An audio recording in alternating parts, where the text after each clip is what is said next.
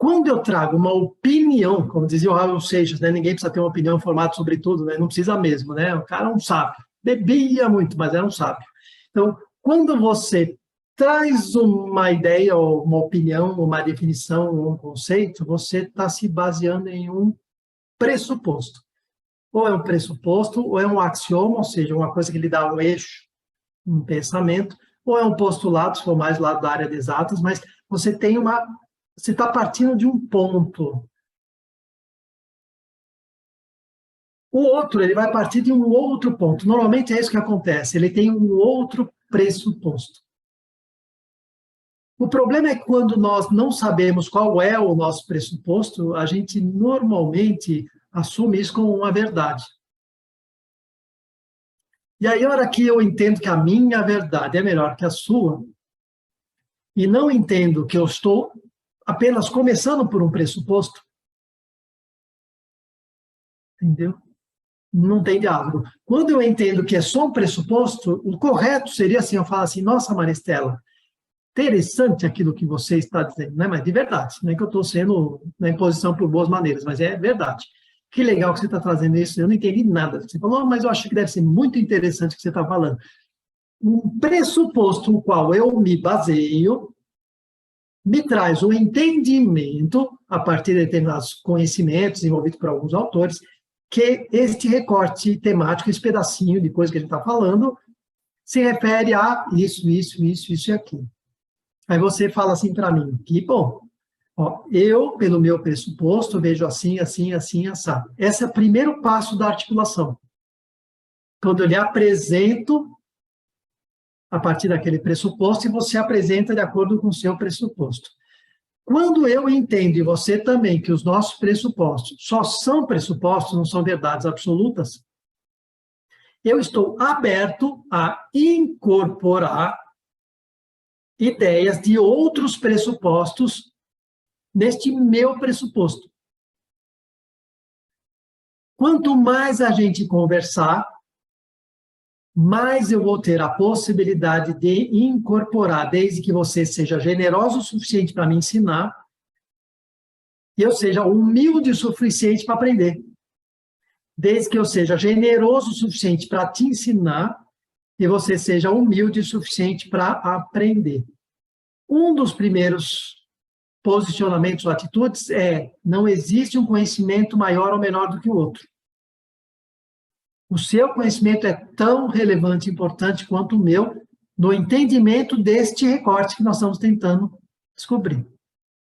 À medida que essa troca vai acontecendo e que naquele momento eu, como especialista daquela área do meu pressuposto, já entendo muito mais do que eu entendia, e você, como especialista do seu pressuposto, da sua área, entende muito mais do que você entendia, onde a disciplina que envolve esse pressuposto, esse universo de conhecimento, ele já não importa mais, nem para mim, nem para você, quando a gente está falando muito parecido, as linguagens muito parecidas, mesmo que eu ainda guarde um certo ranço da minha área, porque de vez em quando eu sou sequestrado para aquele meu quadrante da biologia, que você, de repente, se fosse da área só da psicanálise, você não, você também é muito da biologia, mas se fosse de outra área, você seria atraída por outro ranço, né? Sequestrada pelo quadrante da sua área, de repente, fenomenológica.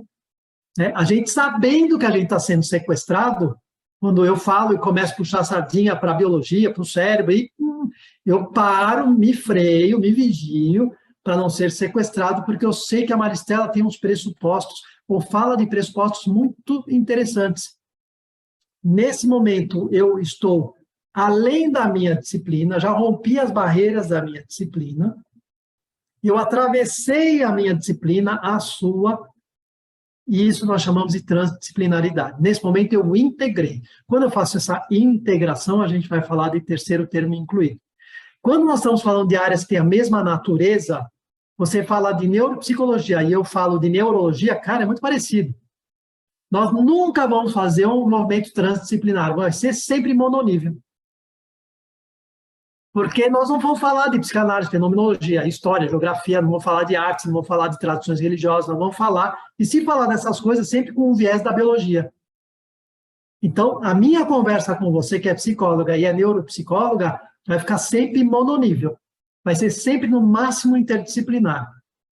Mas se eu tiver como um médico e falar com alguém daqui da área da administração, vamos falar sobre violência, o cara da administração vai me trazer vários elementos de violência e as repercussões, sei lá, no fluxo de caixa de uma empresa ou na condução do RH de uma empresa, etc. e tal, e eu vou falar da biologia e tal, e se a gente chegar no nível que a gente vai estar entendendo muito mais do que a gente entendia, com o fruto dessa conversa, a ponto de me transformar em alguma coisa diferente do que simplesmente um médico que entende de cérebro, isso é transdisciplinar. Esse é o terceiro termo que se inclui. Que áreas aparentemente antagônicas vão se somar. Quando as opiniões são contrárias, então, quando uma área então diz que a outra está dizendo a mentira, uma outra, aí é melhor ainda. Porque vai demorar muito mais tempo a conversar, a conversa vai ser mais pesada, vão ter que ser mais generosos, vão ter que ser mais humilde, não pode ter um pingo de arrogância, vão ter que conversar muito para depois, em algum momento, quando explodir, quando a gente entender o que o outro pensa, quando a gente perceber que a ideia do outro também é muito importante, cara, você vai voar. Aquilo que você acreditava vai assim, se transformar de um modo. Por exemplo, uma coisa muito simples, já comentei com vocês, num congresso em São Paulo, há muitos anos atrás, eu fazia parte de uma banca, de repente um cara, que era um bambambam, neurologista, da universidade lá da Bahia, acho, o cara entendia muito, o cara era o top de linha na, né, a última bolacha do pacote em esclerose múltipla. E o cara veio trazer, dar uma palestra sobre esclerose múltipla. Parará. Naquela época eu fazia um doutorado lá na Unifesp sobre esclerose múltipla, a relação da esclerose múltipla com a posição neocleiniana de José Blegger, a relação da mágoa como um sentimento que precipitava ou desencadeava, né, ou desengatilhava a esclerose múltipla. Por quê? Porque como neuro eu cansava de ver isso. Pacientes com esclerose múltipla começavam a ter crises e surtos, e tive isso uma semana passada, essa semana agora, né? Semana passada não, esta semana. Uma paciente com a mesma história. Ah, não sei o que é, que você vai explorar, tem sempre uma relação e um sentimento de mágoa por trás, que é o da posição psicocárica do José Blegger.